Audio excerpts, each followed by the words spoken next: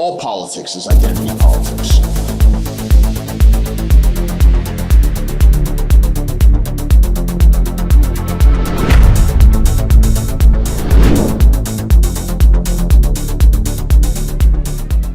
Welcome to Identity Politics, everyone. I'm Kevin DeAnna.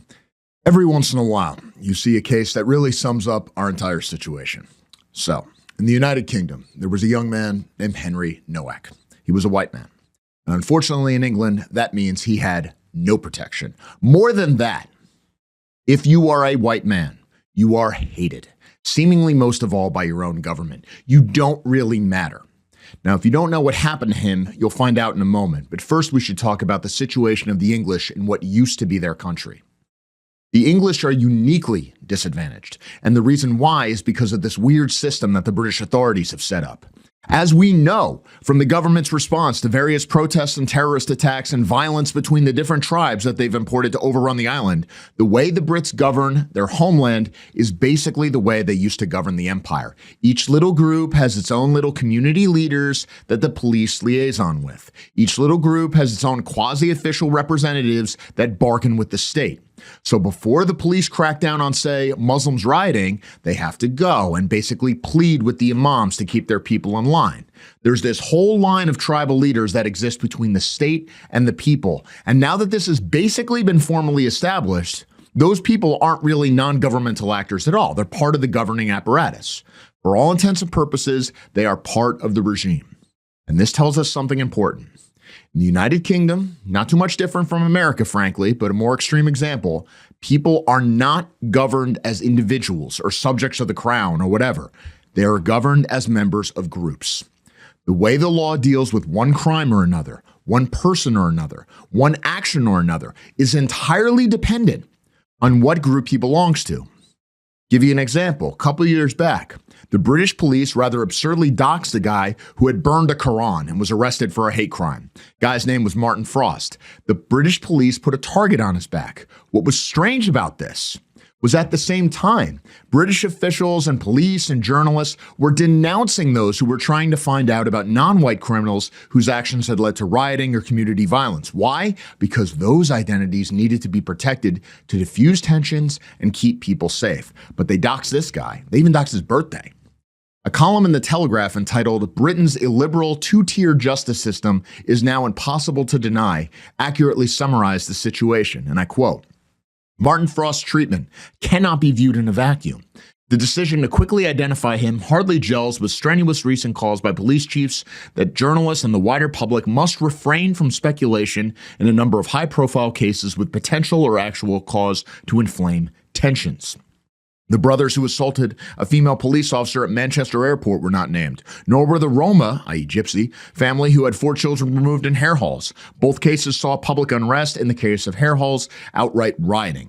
That Martin Frost's actions would upset Muslims should be all the justification that GMP, which is to say the Greater Manchester Police, needed to protect his identity. Even if they were not aware of the retributory killing of Momika, this was somebody who burned a Quran somewhere else and was killed, they surely would know of the Bately and Spen school teacher still in hiding after showing his students a picture of the Prophet Muhammad, the fatwa placed upon an eventual stabbing of Salman Rushdie, and the emergency community meeting called when an autistic child scuffed a Quran.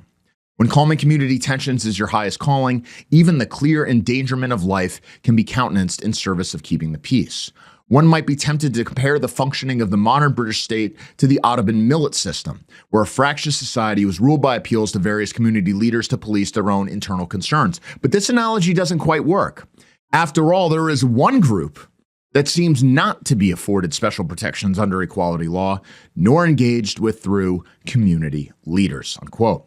Now, interestingly enough, the journalist there does not name that group. I suppose people could come up with different ones. Christians, maybe. Certainly Christians don't get the worshipful treatment and set-asides that Jews, Muslims, and others enjoy, despite there being a state church in England. But then, given the state of the clergy, especially in Britain, the priests would probably deny that they want special treatment and join in the attacks, probably like hand over their own congregants to be sacrificed or something. But we're not really talking about religion, are we? We're talking about something deeper. We're talking about tribalism. We're talking about race. Whites are the group you can go after. And it's not that whites don't get special treatment. That would be one thing. It's that whites don't even get the basic fairness or supposed rights that are theoretically guaranteed to everyone. As the column says near the conclusion, Britain is simply not a liberal country, nor has it been for a very long time, my entire lifetime, in fact. Our legal system, both through enforcement and sentencing, has made it extremely clear that there are indeed tiers of justice, predicated upon a nebulous and unquestionable hierarchy of offense and oppression. Free expression, free speech, openness, the rule of law, all malleable, all disposable, when emergency decrees it so. Now, it's very important to remember this because we're not really dealing with multiculturalism, as normie conservatives occasionally complain about. We're not just dealing with tribalism. It's somehow worse. Everyone, except those in the majority population, is treated as a member of a group and therefore worthy of respect. You get treated as part of a community. The state has special liaisons to bargain with your leaders. The way the law will be enforced, if at all, is dependent on the outgrowth of those negotiations. And if you have a group at your back, you can expect better treatment. You can expect special protections like funding to protect your religious sites. But if you aren't part of a group recognized by the state, it's not that you get treated the same as a normal citizen. You don't even get that. You just get abused. And people like abusing others. It's fun. Notice how the same European police who never seem to be able to stop nons from rioting in major cities just love wading in with no fear and beating the crap out of anti-immigration protesters in the Netherlands and Ireland and Britain. Full view of the cameras, nobody cares, they love it. Maybe every society needs a group that you're just allowed to abuse without consequence. And in the United Kingdom, unfortunately, that's the actual British people. Now, Henry Nowak was white, and so therefore he was considered a part of that people. This was him, by the way. Probably doesn't look too different from kids you know, maybe your kids if you're my age, maybe your friends if you're a bit younger, and that's precisely why no one who matters gives a shit, any more than they would care if you got killed. But again, let's not overstate it. I don't want to be accused of engaging in hyperbole. There is a trial. They didn't just let them go. And we're finding out more about what happened from this trial, though it doesn't exactly weaken my thesis here, rather strengthens it. This from the Daily Mail. Now, the Daily Mail is the worst in so many ways as papers go. When it comes to race stuff, it always doubles down on the usual themes. And yet somehow and at the same time, they're also the best because they're just such a tabloid. And so they just throw themselves in with the details of all these crimes, including details that the American media often just refuses to mention. So this then from the Daily Mail about this case. Quote, Sikh man stabbed 18-year-old university student to death with an 8-inch ceremonial knife after claiming he'd been racially abused, court hears. A university student died after being repeatedly stabbed by a man armed with a Sikh ceremonial sword, a court heard. Finance student Henry Nowak, 18, was on his way home from a night out when he was allegedly attacked by stranger Vikram Digwa, 23, with the 8-inch Shastar blade. Digwa was caught on camera saying, "I am a bad man," before fatal attack, jurors were told. He is now on trial accused of murder alongside his mother, Kiran Kaur, 53, who was accused of assisting an offender. Prosecutors said she went to the scene before running home with the knife to stash it among an arsenal of weapons there. They both denied the charges. Now this, of course, is not the worst part. This is the worst part. Quote, after he was stabbed, Mr. Nowak tried to climb a fence to escape, but Digwa was aggressively pursuing him, leaving a trail of blood, the court heard. Police were called to the scene, but arrested Mr. Nowak after Digwa claimed he had been racially abused. Mr. Nowak was then handcuffed before passing out and dying in the street a short time later. Prosecutor Nicholas Laudenberg, KC, said, put simply, Henry drowned in his own blood, with his lung having been cut by the knife going 8 centimeters into him. Vikram Digwa raises the defense of self-defense. He persisted that Henry perpetuated a drunken racist attack. He says he doesn't recall exactly how the fatal wound came to be inflicted. In other words, he's out on the street. For some reason, this foreigner is out there waving around his knives, one of which he needs for his religion, of course. The foreigner stabs the kid, then his family tries to help him get away with it. The police come. The non tells the police, this kid is being racist. So what do? They handcuff the kid who was stabbed and leave him there so he can drown in his own blood. In handcuffs, the last words he hears being a bunch of hysterical Indians denying that they did anything wrong and that he's a filthy racist. This is where we're at. This from the Daily Echo, which seems to be doing the most reporting on this trial, has the most relevance to the case. Man accused of Southampton murder called himself a fool. The man accused of murdering a Southampton student said, "I'm a fool," during a conversation that was secretly recorded by police, a court heard. Vikram Singh Digwa, 23, is accused of repeatedly stabbing Henry Nowak, 18, with a ceremonial dagger during an incident at Belmont Road in Southampton on December 3, 2025. Police covertly recorded a conversation that took place between Digwa and his brother Gurpreet 2 days later, Southampton Crown Court was told. A transcript of the conversation was read to the jury by Nicholas Laudenberg, KC, prosecuting. At one point, the defendant's brother told him, "You should say it was self-defense." Digwa responded by saying, "It was my fault or mistake." His brother told him, "You have not done anything wrong. He was the one who started fighting you first. You defended yourself or acted in self-defense." He asked Digwa why he had used his knife, adding, "You should have hit him, beaten him up." Digwa replied, "I am a fool, an idiot." The court heard that the defendant was interviewed by police 5 times, but refused to answer any questions. Instead, he submitted a statement in which he said he was walking toward his brother's car when he saw Mr. Nowak, who appeared to be intoxicated. He added, "He came at me and barged into me. I was racially and physically abused by Henry Nowak. I was petrified," as he pulled out his phone to record his attack. Quote. So again, this incident was apparently recorded. And by the way, in the toxicology report, we know he was not so drunk that he was over the legal limit. So this question of fact has already been established. But more importantly, think of the way the defendant is framing his response. They know to go to this defense. They know to go to the defense of like, oh, it was a racist attack. And this was effective enough that at the time when British police arrived and saw a young British man suffering from a stab wound, obviously weak, they arrested him. They handcuffed him. I'm reminded of what Enoch Powell said during his famous speech when he was talking about a woman whose neighborhood was taken over by non-whites. They cannot speak English, he said, but one word they know, racialist, they chant. Every single non knows how this game is played. Every single non knows the ticket to individual wealth and collective political power is complaining about white racism. Because even though they can complain about white privilege, every single non knows that power is ultimately on his side. That's why they know they can start fights. That's why they know they can get in the face of police or commit various petty crimes and nothing's going to happen. And on the rare occasion something does happen, it becomes the biggest story in the world. Police brutality, fascism, racism seems to be the case here. Now, you heard this was all over social media, but I actually dug through the source and went through the trouble to find it because it seemed too despicable, not too good to be true, but too despicable to be true. Well, it's true. This from the Daily Echo. Southampton murder trial, years claim he's pretending. Article by a guy named George Ratcliffe. This is from the article, quote, "In the 999 call played in court, Digwa's brother said, 'We've just been attacked by someone racially. We just got attacked racially by some white person.' He added, 'Physically attacked my brother. We're Sikhs. We wear turbans, and he attacked my brother.' They know what will get the police coming. A video was shown to the jury of Mr. Nowak scrambling over a fence to escape Digwa after the prosecution alleges he was stabbed. Jurors have now been shown 2 more videos taken in the aftermath of this. In the video, Digwa and his brother accused Mr. Nowak of racially and verbally attacking Digwa. Mr. Nowak can be heard denying these claims. Digwa was heard saying, 'No one stabbed you, bro. You're up. You're drunk.' A second video played to the court, Digwa's father can be heard saying, 'He's pretending. A minute ago, he was talking to you guys. Now he's trying to get up and going to leave.' Throughout the second video, Mr. Nowak can be seen lying on the floor as Digwa's family and neighbors tell him to sit up.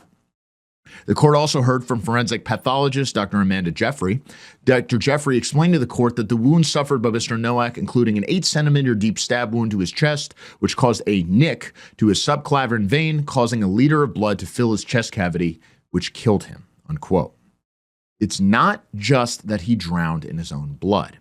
It's that he drowned in his own blood while being called a liar and being put in handcuffs and being accused of a racist attack.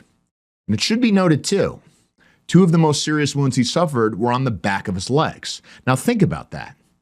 Pretty bizarre place to get stabbed, right? How would you even get stabbed in the back of your legs? Because he was running away and because he was trying to climb over something to escape. And you're vulnerable for a second while you're trying to do that. So you're running from this armed attacker. You're climbing over a fence. You're desperate to get away. He's already wounded at this point. And I don't care how tough you think you are.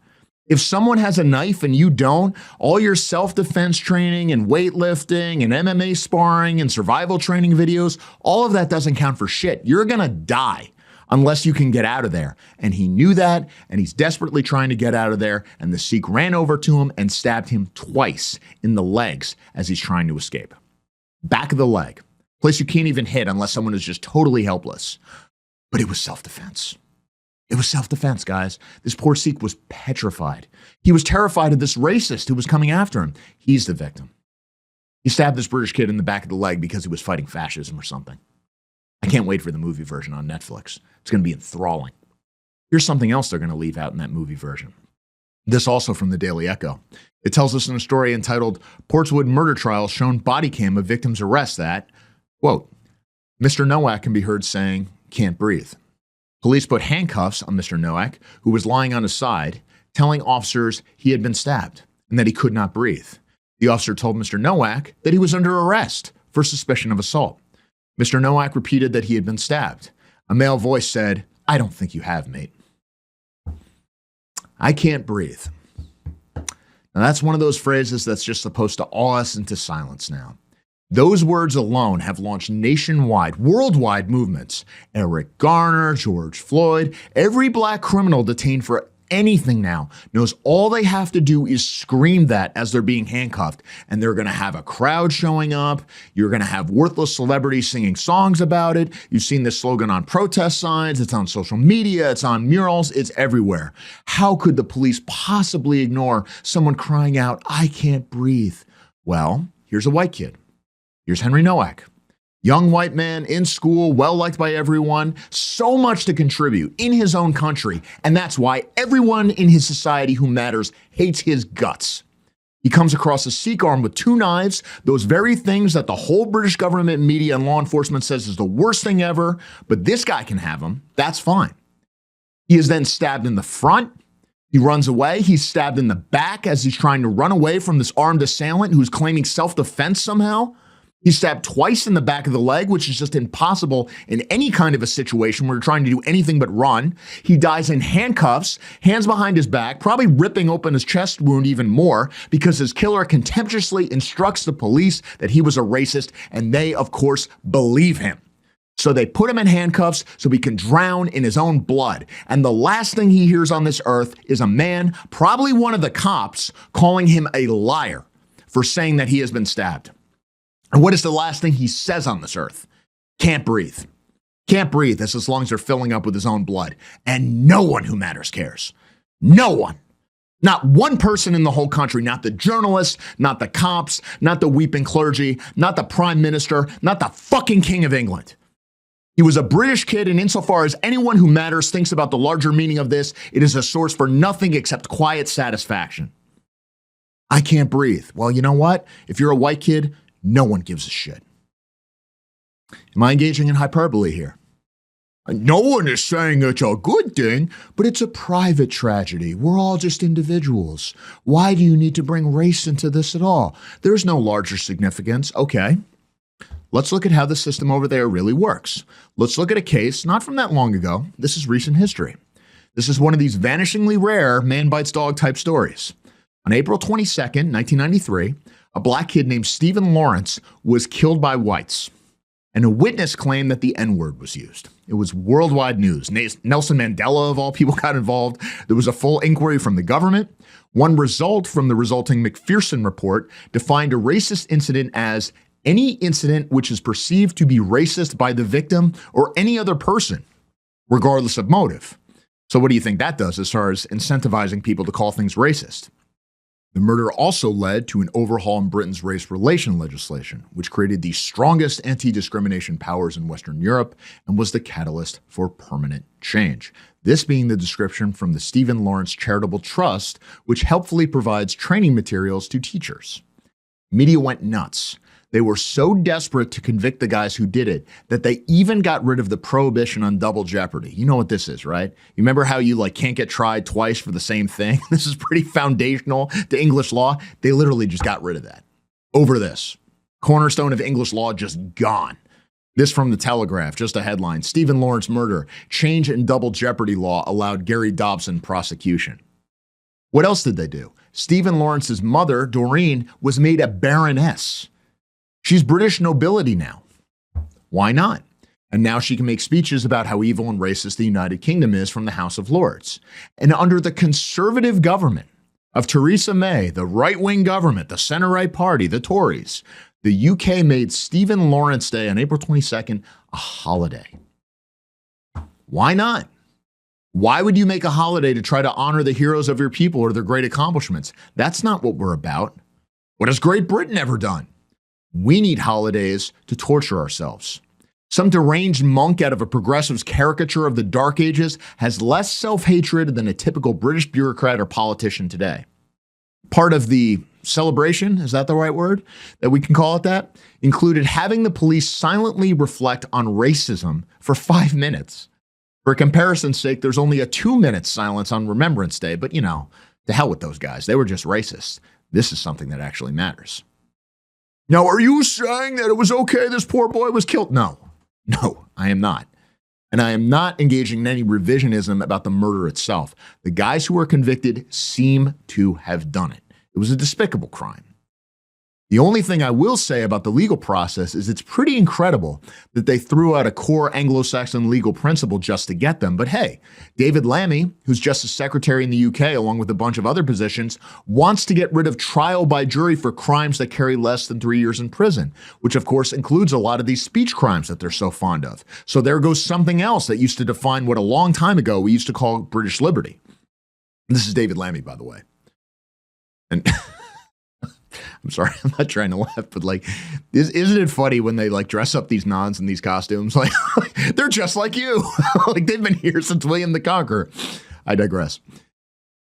What was done to Stephen Lawrence was terrible, and we should not minimize this. As a parent, I cannot imagine anything worse than having a child taken from you by violence. I would completely lose my mind. But let us think about this objectively. Some crimes have social meanings and political importance, some do not. It is very sad that this young black man was killed. It is also very sad that blacks are disproportionately both the victims and perpetrators of violent crime in the United Kingdom. The victims of those crimes are not less important in some human sense than Stephen Lawrence. But here's the thing, no one who matters cares. In fact, both in the United Kingdom and the United States, it is taken for granted that it is more morally just to hamper law enforcement from aggressively pursuing violent crime than solving these cases. Why? Because if you solve the cases, that will disproportionately lead to blacks getting arrested. It would also disproportionately lead to more black lives being saved, but nobody cares about that. Not even the blacks themselves. Why? But don't try to guilt me with this thing, because this is where we're at. Why? The collective identity of the group, its collective power, its ability to operate as a united front against outsiders and getting concessions from the government and the power structure is perceived to be more important. Same with Muslims, same with Sikhs, same with everyone except whites. And politicians take some crimes seriously as a moral challenge to the nation. Others are not even considered. So, for example, last month, a British citizen, he was actually born in Somalia, stabbed 2 Jewish men. Nobody died, but there were serious injuries. Prime Minister Keir Starmer vows to bring the full power of the state to bear, his quote. The Home Secretary calls fighting anti-Semitism and threats to Jews the top issue regarding security. Now, not enough to stop bringing in Somalis, of course. They're not going to be serious about fighting crime by everyone. We can't do that. That might get some non-whites in trouble. But seriously enough that millions of pounds are going to be set aside to secure specifically Jewish sites of worship, and special task forces are being created and all this kind of stuff. You can't even imagine a response like that after an attack on white Gentiles. So the law enforcement and security response has to be rationed out by group, and our group just doesn't count.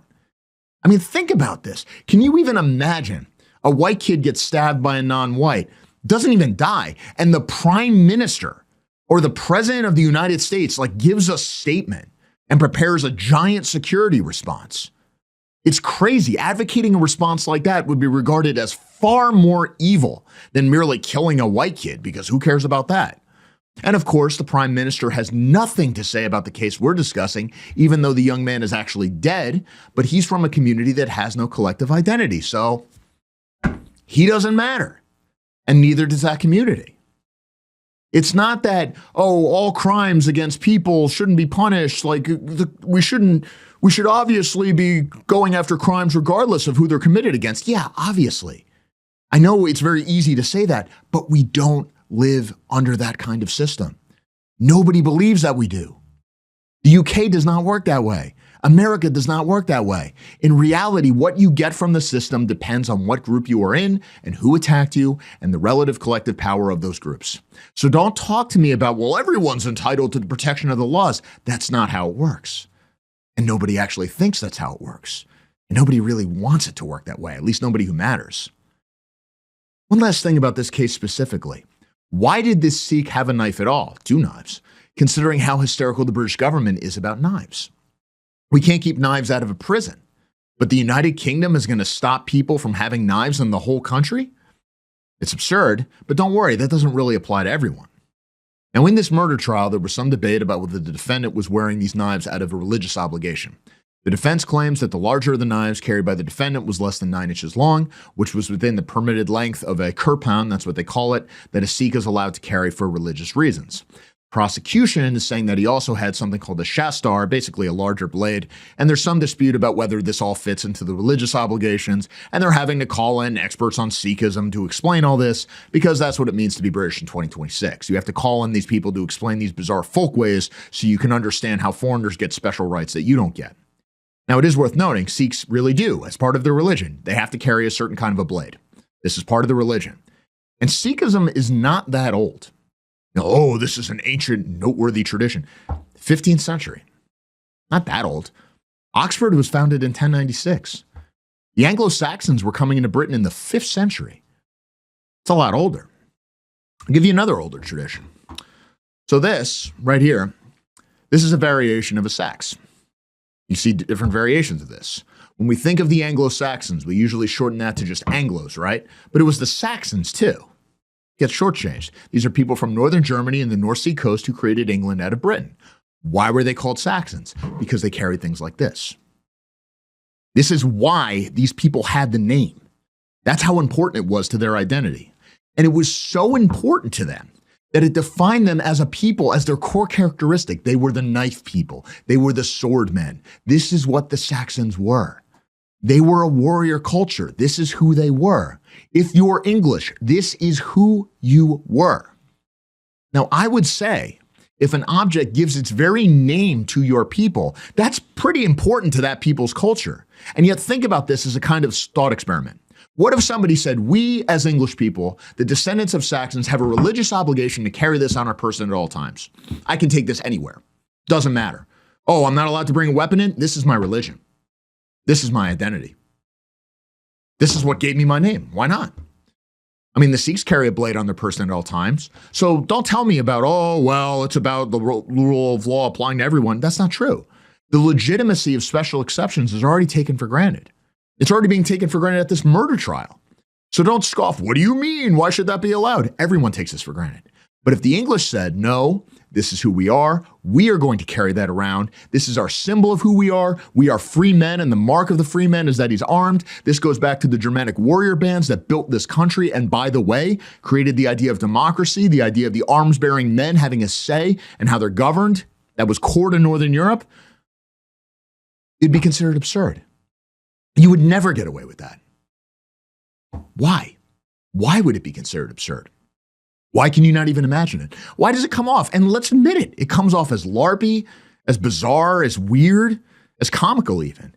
And yet, when somebody else does this, we take it perfectly for granted. Well, this guy has to have a beard and a turban and a knife at all times. Oh, okay, it makes sense. Why? This group of far more recent creation, which arguably has no business being in the country at all, but they have a right to these things. And we need to change our laws and traditions and everything else just to accommodate them, not just in this. Think of militaries throughout the West that have changed rules regarding things like facial hair because foreigners just don't want to obey the rules. And so everybody goes, okay. But if a white guy said, well, I have this tradition, the reaction is, well, yeah, but you don't count. It's just dismissed. Why? Now, one reason for this is that whites, and whites alone, went in for individualism. And this idea that the rules apply to everyone, and this idea that we have to abide by this belief, even when it's clear nobody else does, we take a weird kind of pride in it. Look at these foreigners with their strange folkways. Isn't that adorable? I, however, am enlightened. I have no culture. I have no identity, for I am just a democratic citizen. somehow that gives you like a status boost. But in reality, that's not true at all. You're just a slave. You're just subsidizing everybody else's lifestyle. The truth is that there's a connection between the idea of weaponry and identity, because identity is a weapon. Pride is a weapon.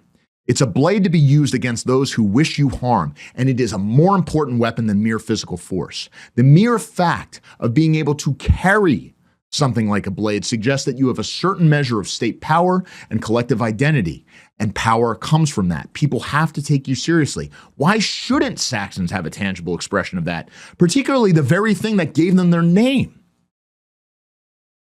Of course, that won't happen anytime soon. And you're always seeing this on social media. What is the right-wing response? Well, Sikhs shouldn't get a special exemption. But you know what? They are going to keep their special exemption. After the 2024 elections, there were 11 Sikhs in parliament. There's more of them in there than explicit British nationalists in their own parliament. That is the reality of where we are. And people like Tommy Robinson, who organized that large Unite the Kingdom rally just a few days ago, he always praises the Sikhs because they're not Muslim, they're a check against Islam. But it's not about Islam. It's not even about Sikhism. It's not even about how we can oppose whatever enemy or whatever takeover. It's a deeper question. Who is England for? Who are the English? What are their roots? What is their identity? Who are their leaders? This is not some abstract question. This is not pointless philosophy. The model of British government that exists right now depends upon liaisons with various community leaders. Well, who was Henry Nowak's community leader? Did he have one? Did he have a community at all? Because if not, you're just going to keep getting this. It doesn't stop until the point of total negation, of total annihilation. Don't tell me that we are individuals operating with equal rights. There's not a country in the West that operates that way, especially not England. The law requires that we recognize race and operate as part of a tribe. And don't talk to me about Islam as the end-all, be-all, great enemy of nationalism in Europe. It's ultimately a symptom. It's a symptom imposed by those who actually run our countries. But even that is a symptom. Because if you say, well, why do we have a hostile elite? Or why do you have people who are indisputably English, not just going along with it, but leading the way? It's because if a people has no sense of itself, it's already been subverted. We can't just be about protecting liberalism from its own excesses or saving the system from itself. And it can't just be, oh, we oppose Islamization or whatever cultural change you don't like, because that's downstream of much bigger stuff. It's not even something like that poem everyone loves to quote, When the Saxon Began to Hate. It's bigger than that too. It's about, when did the Saxon begin? Who are the Saxons? Who are the English? Who are whites? What defines us? What are our interests? Who are our leaders? What do we want? We better have answers to those questions, because right now, those are the questions that matter in politics. Like the blade that gave the Saxons their name, identity is a weapon. And if you don't have it, like Henry Nowak, you will find yourself unilaterally disarmed in a fight for your survival. Hey guys, quick reminder before we continue. You can follow Identity Politics on Rumble, Odyssey, YouTube, X, and TikTok. And if you want to make sure you never miss an episode, sign up for our email list. If you believe in this work and you want to help us stay fully independent, you can support us directly on Ko-Fi. We offer bronze, silver, gold, and white membership tiers, or you can give a one-time contribution, whatever works for you. Every bit of support helps fund production, research, and our ability to speak freely without corporate or platform pressure. All the links are in the description below. Now back to the show. My guest today is my longtime friend, Lydia Brimelow. She's been writing about the recent indictments of the Southern Poverty Law Center, and unlike some in this sphere, some of you might have heard that interview with Sam Dixon I did, she thinks this could really have some huge implications, especially when it comes to discovery. Now, this is something that concerns all of us because ultimately, lawfare is basically the way politics is conducted in the United States. This is something she knows all too well, and I hope we can learn some lessons from her experience and her judgment. Lydia joins us now. Check it out. Well, Lydia, thank you so much for joining us here today. I got to say, I agree with you in that I think the Southern Poverty Law Center indictment is actually going to be a big deal for us. But I know there are a lot of people who think that it's either going to be nothing or that somehow it actually serves the interests of our enemies. But as you point out, it really comes down to discovery. So the people who are sort of shortchanging this, the people who think this isn't a big deal, what exactly are they getting wrong about all this? Well, I guess I take a nuanced view in the sense that maybe it isn't a big deal, in the sense that so much of my experience with Lawfare comes down to the judge. And is the judge going to take it seriously or not? And right now they have, of course, motions in front of judges to, throw this off. And there's a logical possibility that they could succeed in doing that, at which point it wasn't much of a big deal. My position is I don't care. It's a good sign. Anything they have to do that spends their money that wouldn't otherwise be used against us is a good thing, regardless is whether it's a big deal. Right. And of course, it could be a very big deal. It could be a very big deal. One of the things that has emerged since I wrote my last piece is that not only is the DOJ going after them, which is what I was writing about, but the AG of Alabama has also opened an investigation and has filed several subpoenas. And that is ultimately what did VDARE in, because the compliance and the discovery were so onerous. And of course, the SPLC is rich. And so it likely, just the compliance and discovery are unlikely to do them in, but it's not going to do them any favors. I mean, the piece that I wrote that was originally in the American Free Press didn't talk about my personal experience with the SPLC at all. That's like the tempting thing people want to do, look at my wounds. Yeah, and I have a lot, but the real question is, does it hurt the SPLC? And does it benefit the historic American nation? And it obviously hurts the SPLC, even if they're able to throw it off. It damages their reputation. It is almost certainly going to alarm some of their donors. It makes it more difficult for people activists, politicians, people of influence, business owners, to take their accusations of extremism seriously, because these things are in the headlines. So where in the past you had situations like Heidi Beirich calling up purportedly conservative organizations and saying, did you know that so-and-so actually has, bad ideas that are scary, and we're going to write about it. Been through that. Oh, yeah. Been through that. In the past, that was deadly to a career. Now, it's nothing. Unless the individual on the receiving end of this information is an activist themselves, it's not going to go anywhere. I mean, today, I don't even know if it's concluded. There's actually a congressional hearing on the SPLC going on right now. And, examining the problems with the SPLC, that's an objective win. I mean, just take it. Part of what bugs me about some of these, and, forgive me for being harsh, the SPLC called me positive and celebratory. And I take that like on principle. That's my brand. And this is something that's worth celebrating. And when you have, two options of a world, and one is where the SPLC is not indicted, and one is where the SPLC is indicted, I think we all know which one we would take, regardless of the outcome. I mean, this is worthy of celebration unconditionally, but it doesn't even have to be unconditionally. There were already some major wins. And when you have a path, if you were to sit down on a whiteboard and write out, how do we get where we want to be? This has to be one of the steps, Right. Maybe it's just one step. Somebody commented on peterbrimelow.com under my article, oh, it's just an indictment. Well, yeah, everything's just an indictment until it's like, not. yeah, sure. Right now, is it like, as opposed to what, I mean, right. Should we unindict them? I mean, come on. And in the game of who's having the most fun right now, it's those of us who wanted them to be indicted. Right. I mean, what do you hope, I guess expect would be the wrong word because we don't really know, but what do you suspect, maybe that's the best word, to find out during discovery? Because obviously there's a lot of stuff that has been said, and there's a lot of people who have sort of a shared interest in misreporting what's being advocated here. So you have the indictments, and a lot of people just sort of in the conservative movement, what we might call conservatism Inc., said, well, this proves that the entire alt-right or race realism or even the more hardline elements of immigration restriction, it was all fake. It was all a Democratic op. They were all spies. They were all working for the SPLC. This thing is all fake.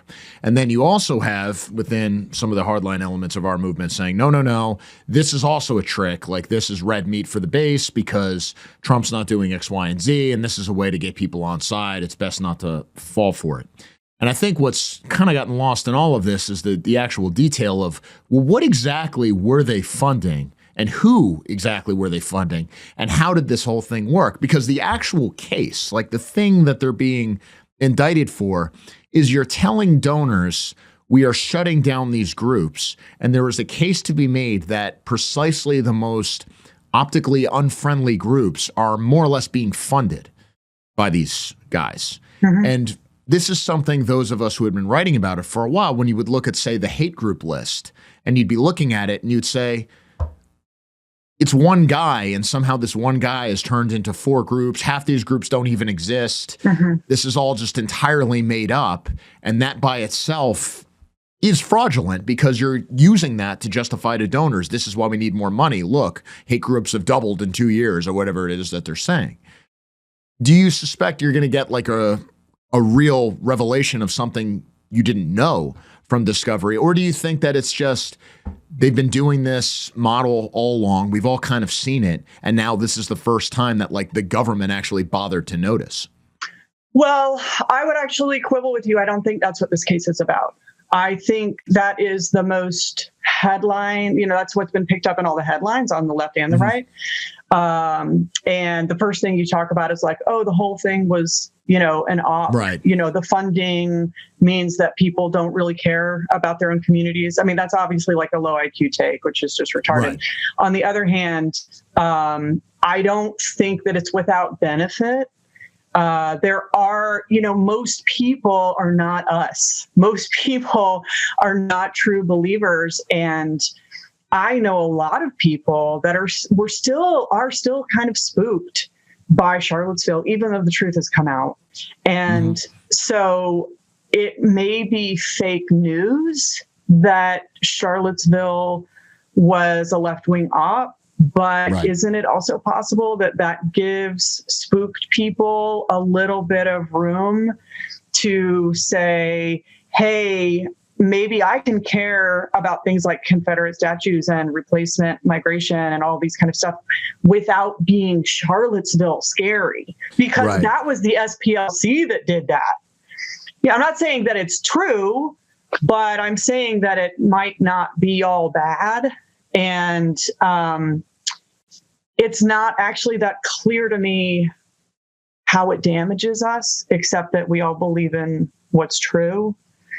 So there's that part. But to go back to the nuts and bolts of the indictment, I read the indictment, and as somebody who ran the back office of a 501c3, what jumped out to me was not the lying to the donors and the sending of money to the extremist groups that went against their mission. It was the lying to the banks. It was saying to the banks, so an individual, as of yet unnamed, who went on to be the CFO of the SPLC, walked into a bank and opened 5 fraudulent bank accounts with fraudulent EIN numbers. That, so I don't know if you've ever had to open a corporate bank account or a nonprofit bank account, but you have to bring like certifications from the board that you are in fact the officer who has been given permission to do this, and it's signed. And then you have your little thing from the Secretary of State saying you're a legitimate business and all this kind of stuff. And I first became aware of this, I don't know, a long time ago, when I was not trying to open an account, but I was trying to pay somebody who had done legit tech work for us. And he wanted to get paid, via wire. And I went to the bank, gosh, this must have been 10 years ago. And they were like, what are you paying him for?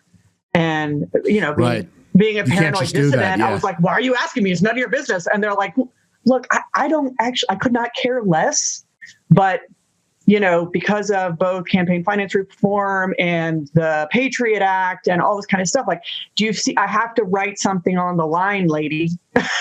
And the thing is, lying is a crime, and it's a serious crime.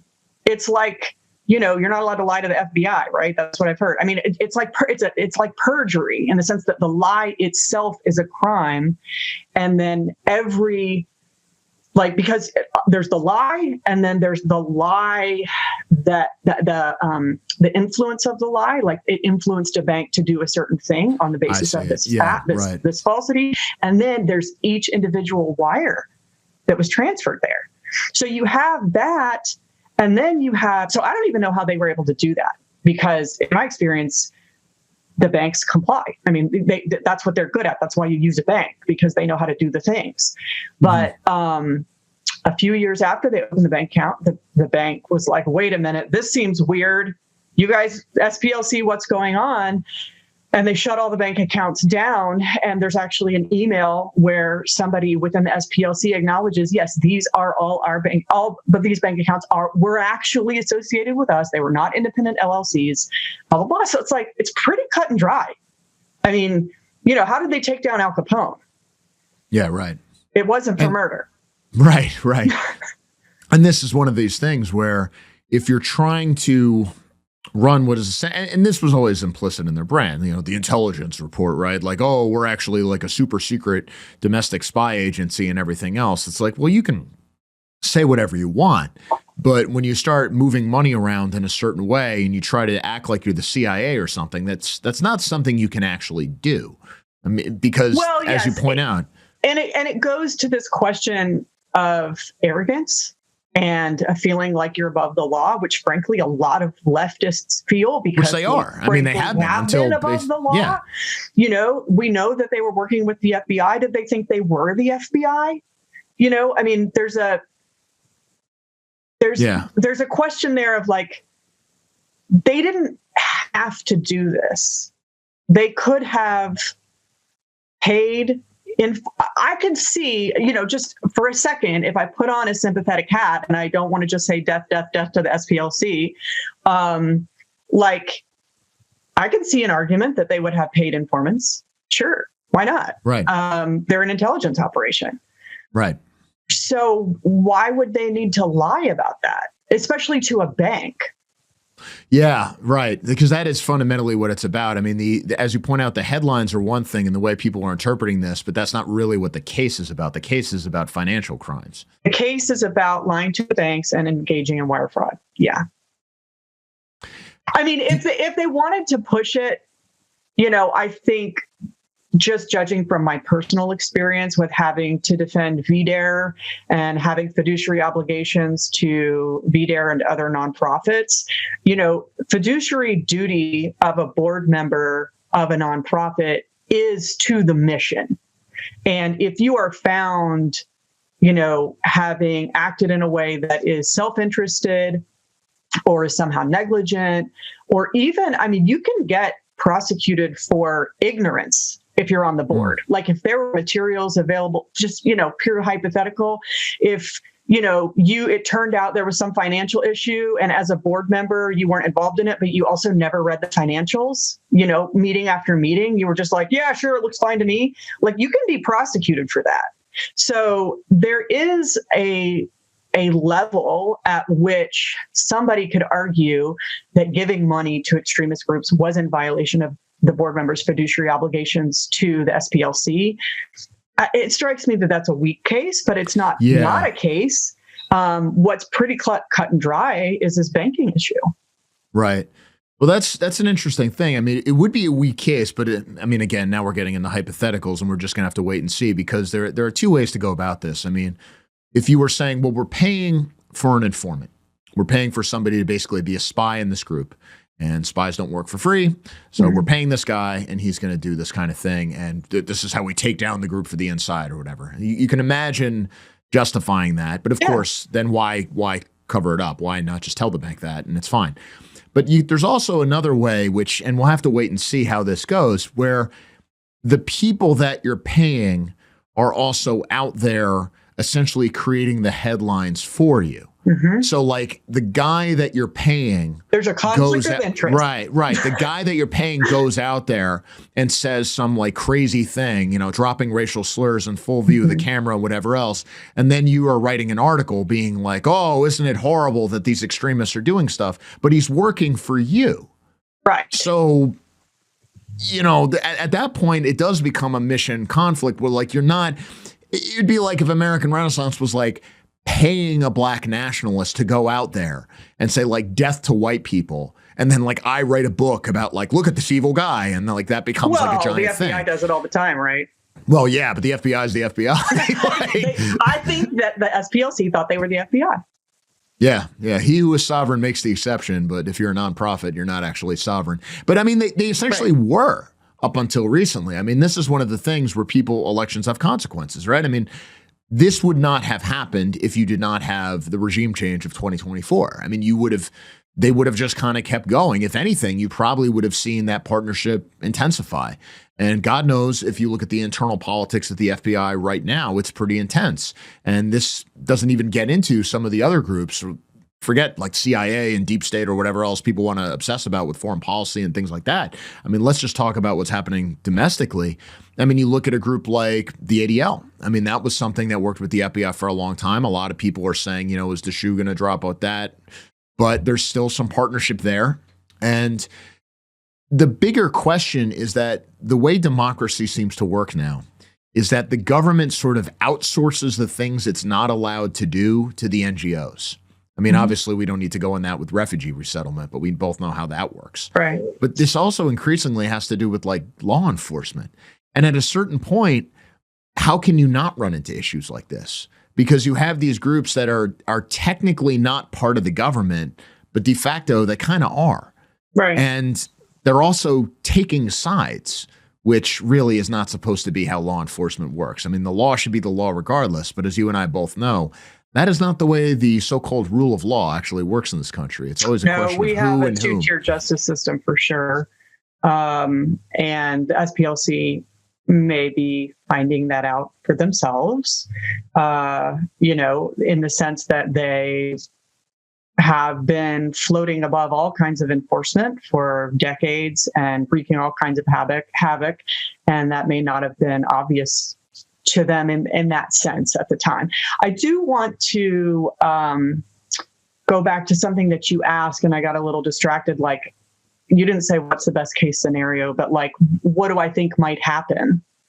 I'll put it this way. What I would love to see happen is that not only through the DOJ, but also through the Attorney General of Alabama, the discovery is very thorough. And, the thing about, in the piece I wrote called It's All Happening for the SPLC, which is on peterbrimelow.com, I pointed out that, to get an indictment, you just need to have a snapshot investigation to say something happened, like they're being indicted for ABC.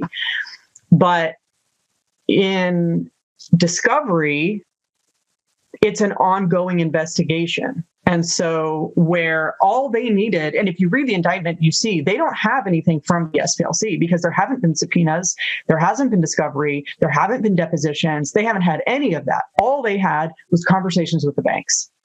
And so now that on the basis of the conversations with the banks, which are external to the SPLC, they have their foot in the door with the SPLC. And so whereas that initial indictment was a snapshot, when they start getting discovery against the SPLC, it's going to be like a live stream. Here are all of our emails, all of our phone records, all of our, promotional materials. They're going to have to fight like we did about their donor names and their, they're going to have, I would think, a pretty hard time defending pseudonymous, given the nature of the charges, defending pseudonymous sources. But it's in that sweet spot that we will start to know what else did they do. Right now, it's funding extremism, which in and of itself is not a crime, but lying to banks is a crime. That's all they have. Well, what if we come up with other things? Other kinds of financial problems are not unlikely. They have weird financial habits in the first place. And it's just, not the case that the kind of people who are comfortable operating the way that they operate have like one crime, like right. My first piece was called "There's Never Just One Cockroach." And the first cockroach that we know in the SPLC's hate house is wire fraud. I think it's very likely that we will find evidence of tortious interference. I think it's very likely that we will find all kinds of other things we can't even imagine right now. And that's why I just can't wait to see. I can't wait to see what else. It's just getting law enforcement's interest and foot in the door that's the major win. It's not even, although I think the wire fraud charges are serious, that's not even the issue. It's the fact that now we get to find out what else is there.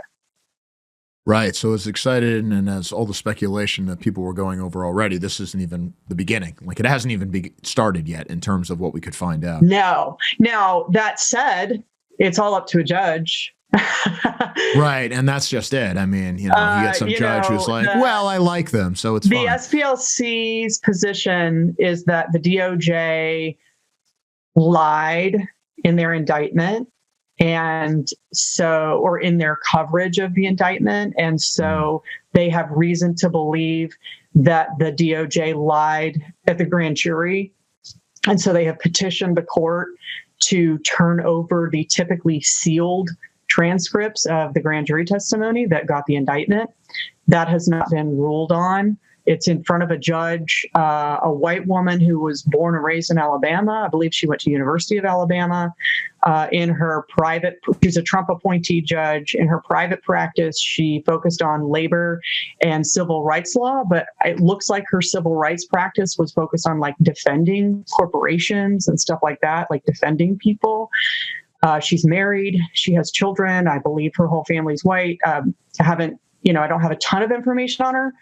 You just don't know, but at least she's not could be worse. Like we have reason to hope that she's going to understand what law and order means and what crime and, innocence mean, and that she's not going to just let them off. But I'm afraid my experience and Sam Dixon's experience, him as a lawyer, me as a victim of lawfare, is that much of the time, the law is irrelevant and the facts of the case are irrelevant. It's up to the judge to decide whether or not they feel like enforcing the law.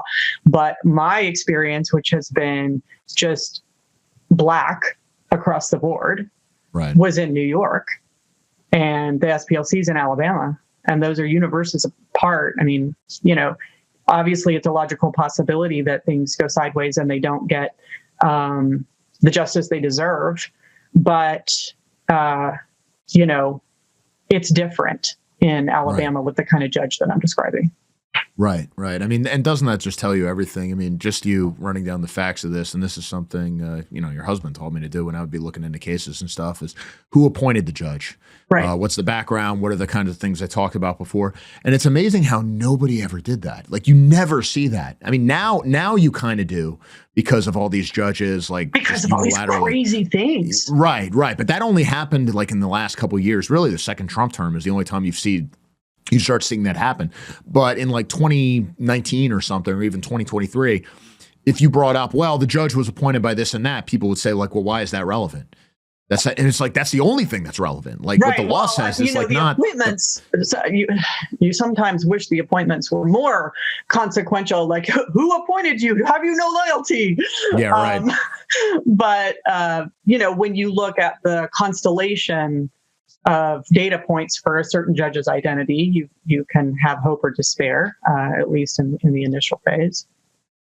Well, certainly that's how Supreme Court nominations go. I mean, this is one of the things is that fundamentally products of the Anglosphere, whatever our ethnic origins, I think we're both Irish, but we're still fundamentally products of like, well, the rule of law should be a thing. And like with the way the law is worded should actually matter, and the background of the judge shouldn't make a big difference. Equality under the law. Yeah. And like, but the problem is if one side doesn't operate that way, that side wins no matter what. Right. I mean, it's like the prisoner's dilemma thing where if like one side just keeps doing it and the other side doesn't, like we all know who's going to win. So you sort of you sort of have to operate this way, even if you don't want to. Like, how do you take a step back and get like a functional legal system again? I mean, I would ask you that question, but I think the answer is you kind of don't. I mean, it's just sort of a existential conflict at this point. I mean, is that too pessimistic? Well, it's a big question. And I think ultimately it's like a spiritual question, right? I mean, you're talking about you can't have a successful nation without a functioning judicial system. And do we have a functioning judicial system right now? Do we have a functional nation?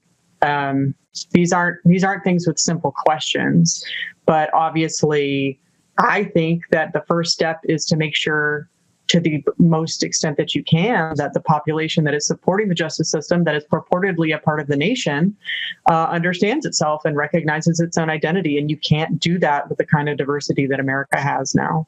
So, the first step is to get immigration under control, to have mass deportations, to, celebrate what it is to be a part of the historic American nation, make it clear that we don't have only a negative identity. This is something that's a little frustrating for me now. The things that VDARE advocated for so long, which is full immigration moratorium and mass deportations, and get rid of anchor babies and get rid of birthright citizenship, even retroactively. I mean, I don't think anybody can out hardline us on the immigration question, but that is only like a negative identification of what it means to be American. It's like, you're subtracting things out of it. And to be an American, there are positive identifiers as well. You come from a certain, people, and you have certain habits and certain ways of mind and certain traditions and certain festivals. And there are things that you can say, yes, this is, instead of no, this isn't. And we have not regained this sense of, yes, this is, which, not to get too far off the track here, I think is part of why this 250th celebration seems like it's kind of fallen flat, because like people don't really know what we're celebrating. Even people who have been, are part of the historic American nation, they're like, yeah, but where is it?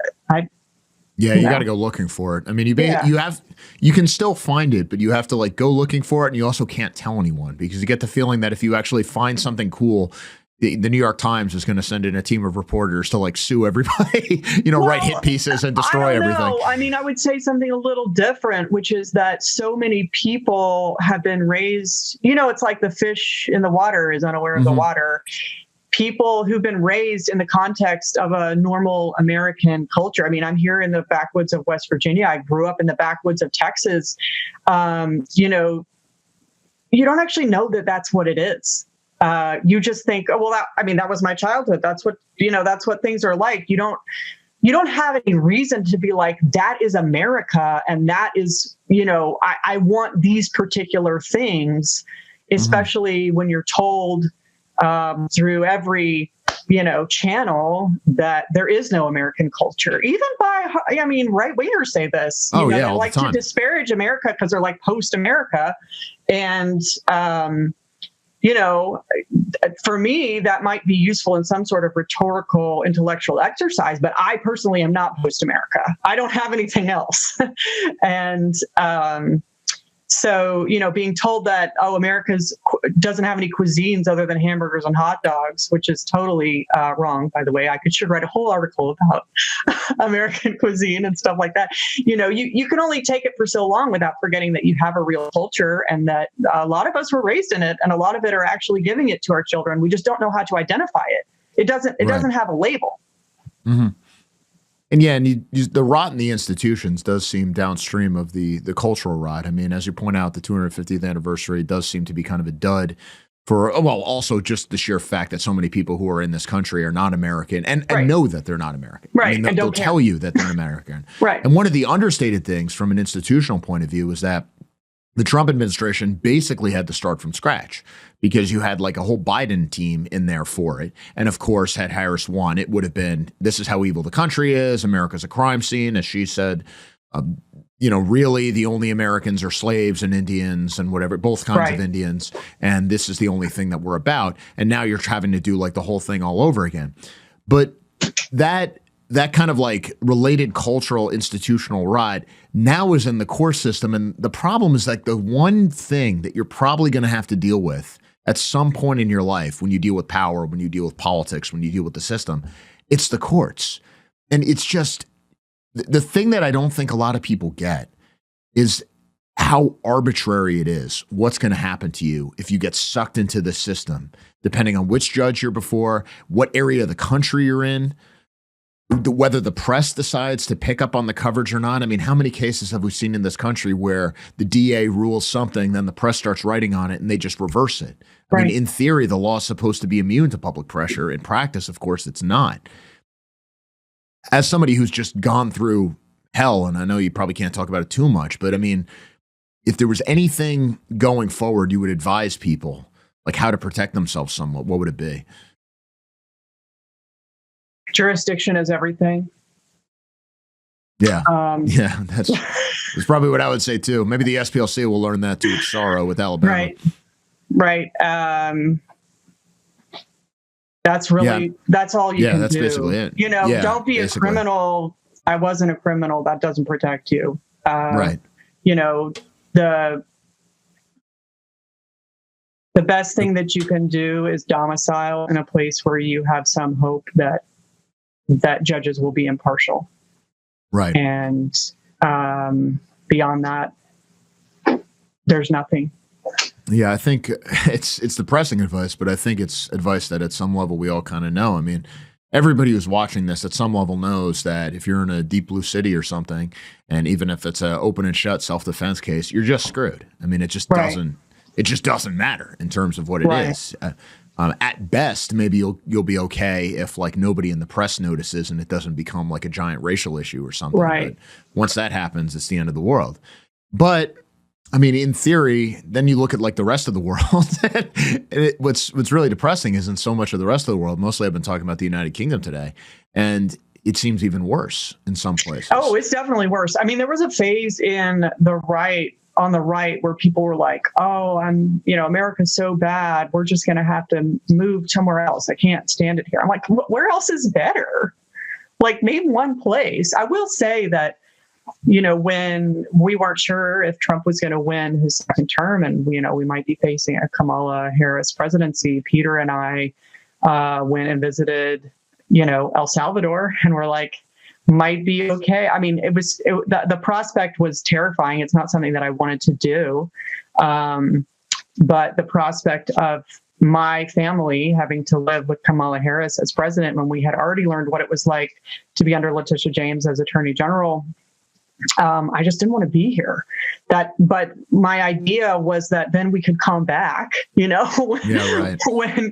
we maybe had dodged a bullet or wait to see how things were. But even then, when I was looking at it, it was like, well, this place is cleaned up and nice right now, and my crypto friends are interested in it, but this is profoundly unstable. And, what kind of life are my children going to have?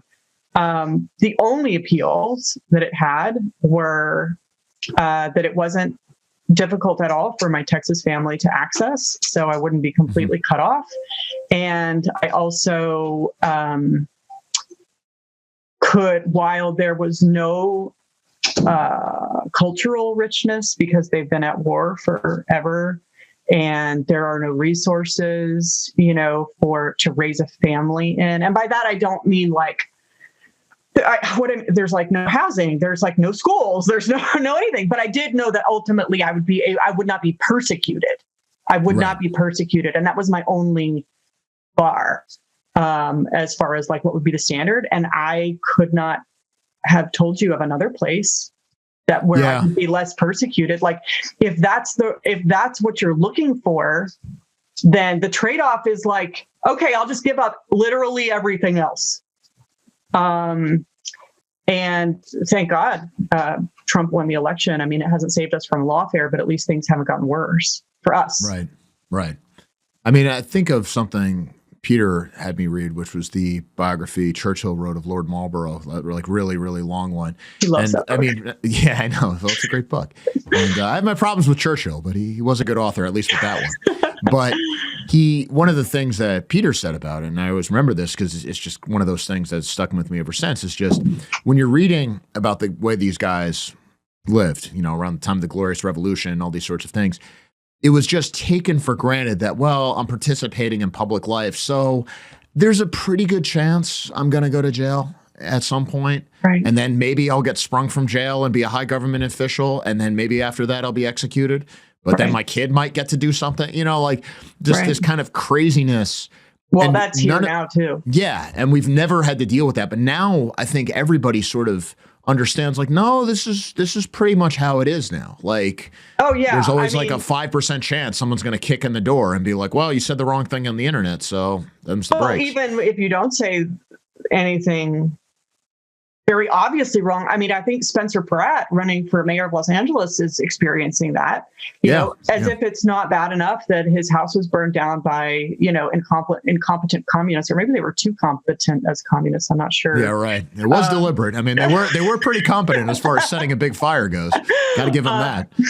And, being unable to rebuild and having to live with all these complaints that people have about LA, like, their kids stepping on needles in the park, blah, blah, blah. Like, now he's getting death threats and his children have had to go into hiding, this is what happens. And I have several friends that are now in the administration or in, government related jobs. And individually, they have all said to me, I've had to talk to my spouse about what happens if I get thrown in jail.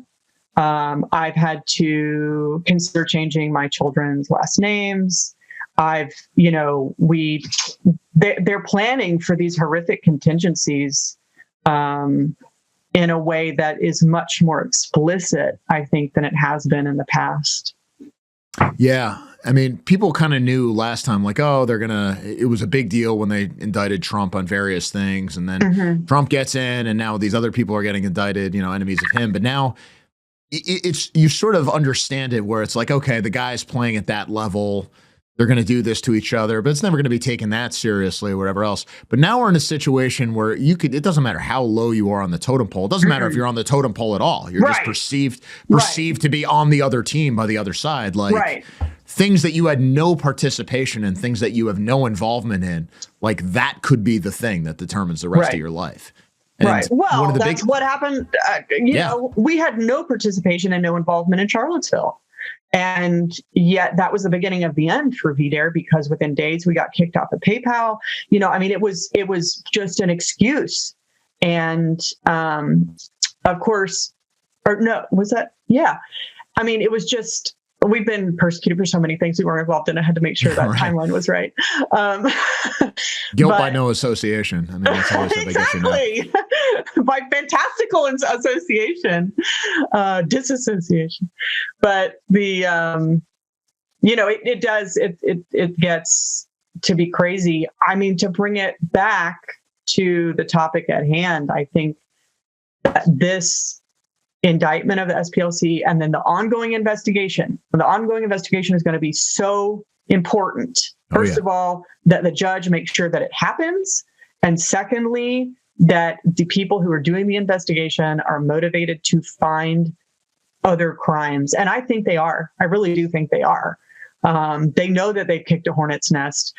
And to see what comes out, that kind of thing is the only thing that's going to stop the just increasing momentum that you're talking about of the risks of public life and the risks of just even being a part of the historic American nation at all. And so for that reason, it's an unconditional good.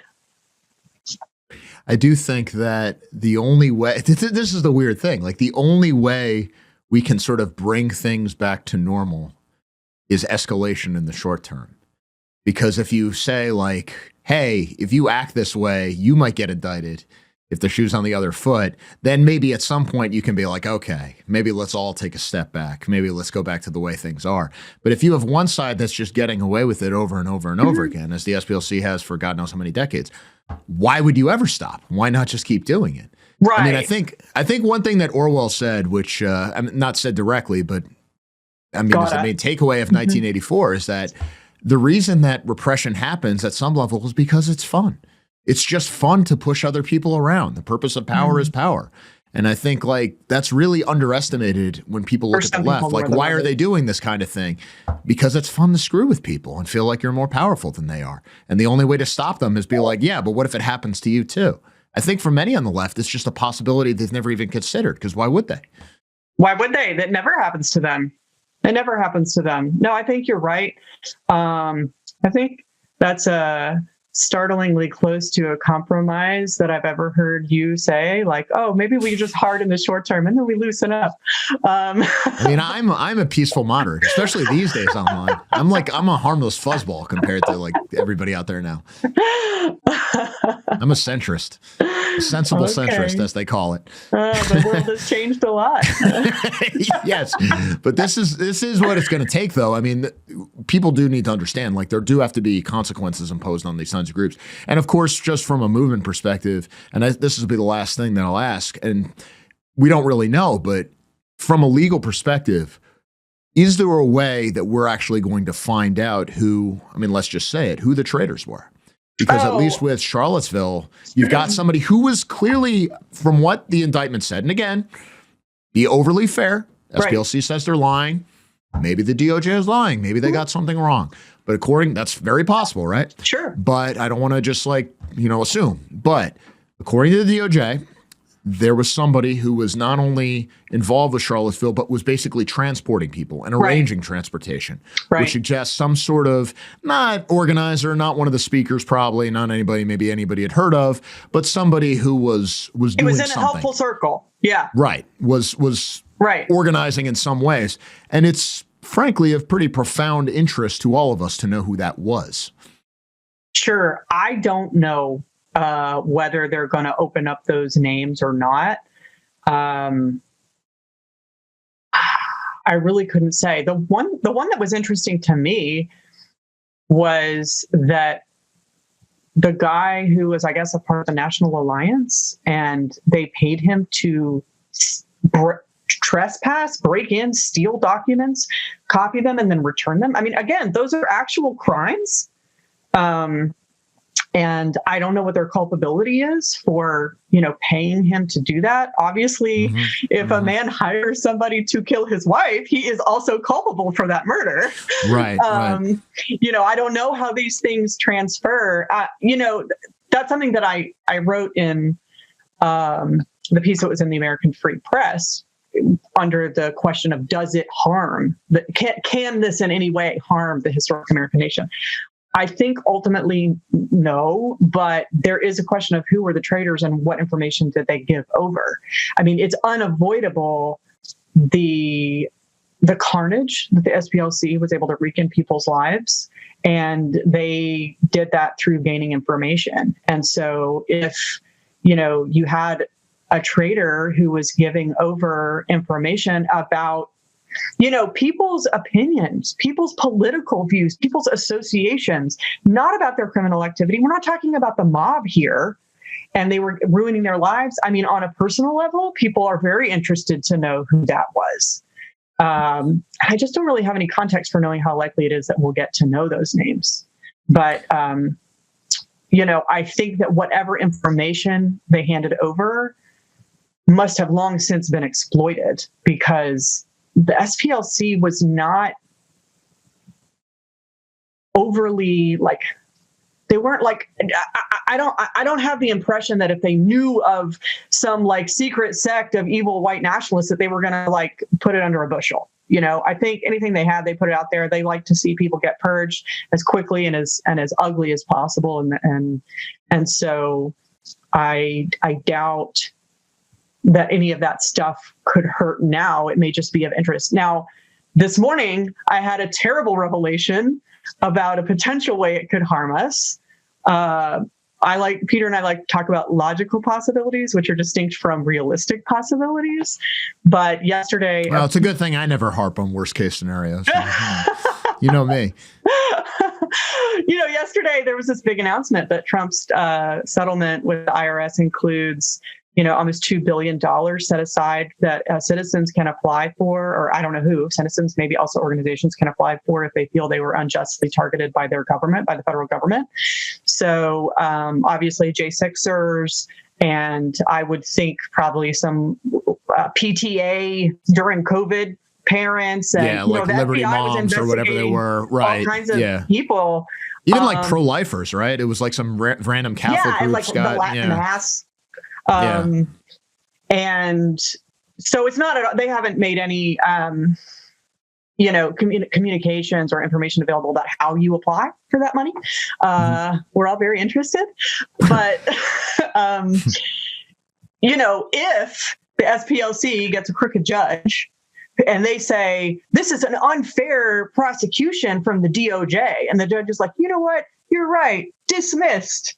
What if the SPLC turns around and is like, yeah, Trump, we're applying for money? So again, I would count nothing out. Anyone who underestimates the insanity and arbitrary nature of the American legal system just does not have enough. Well, I mean, I saw James Comey was like, hey, can I apply? And, I don't know. They haven't announced the rules yet, Comey, but you'll have to get in line, I think. It's not going to be a short line. No, it's not. These days, unfortunately, the way to get ahead in America is to have an in with somebody. Right. And that's the problem with the country, the way the country is developing. I mean, we're all just downstream of power, and it becomes a war of all against all. And that's the tragedy of this whole thing. But to end it on an optimistic note, the only way we get better is if the worst abusers actually are forced to pay a price. And then that's probably the only way we can take a step back and actually have a free society again, which I seem to remember when I was a little kid, but maybe I was just naive.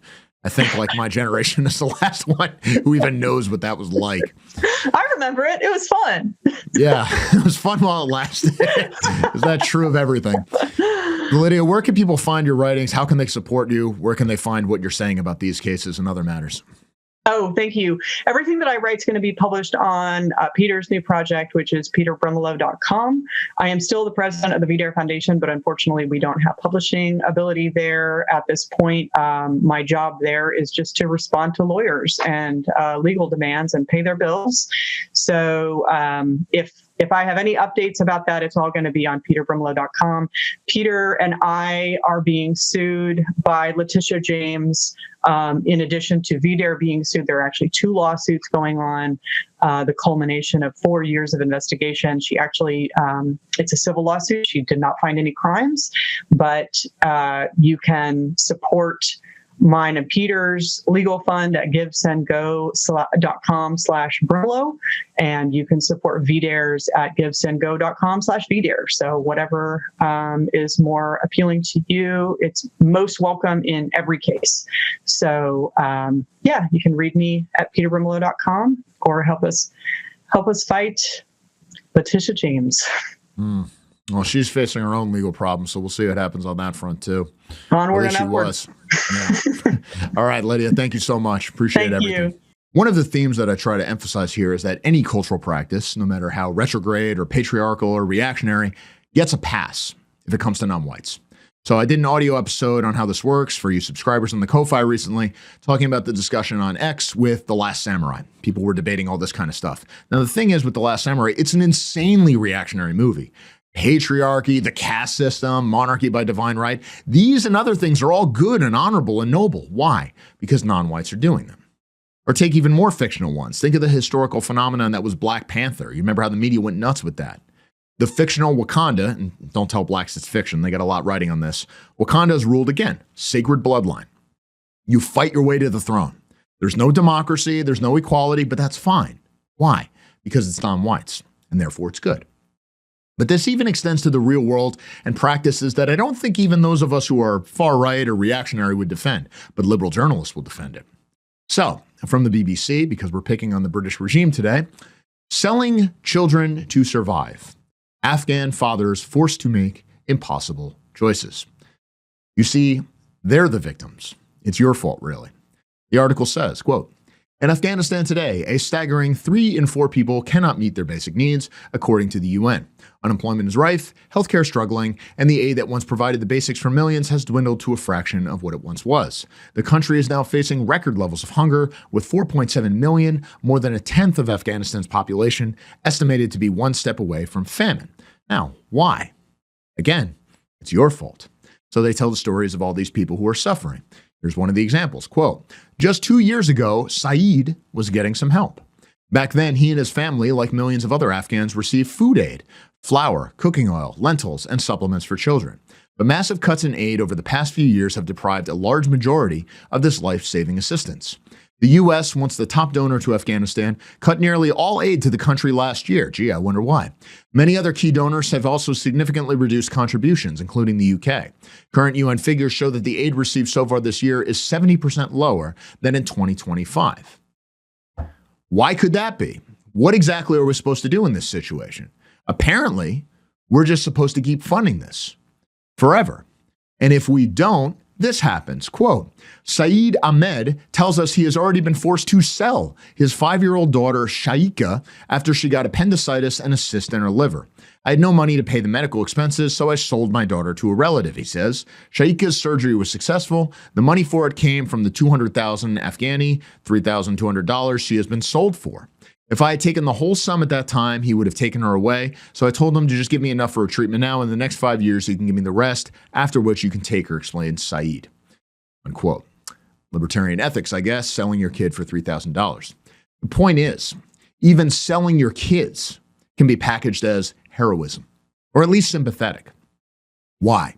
The overall intent is to get you roped into paying for something. How is this aid supposed to be delivered? Are we supposed to invade Afghanistan again? Are we supposed to kill people to make sure that these people get this stuff? Are we going to do this all over again? Who knows? It's impolite to even ask these questions. What's important is that this is your fault. This is on you. And even the most basic moral fundamentals, you shouldn't sell people, this doesn't apply anymore. Pay up, Whitey. Understand, every news article has a spoken or unspoken premise. If it's white people, generally the article is going to be something like, here are some people doing something interesting or cool. How can we get the government to shut them down? Here's somebody saying something. How can we financially ruin them or shut them up?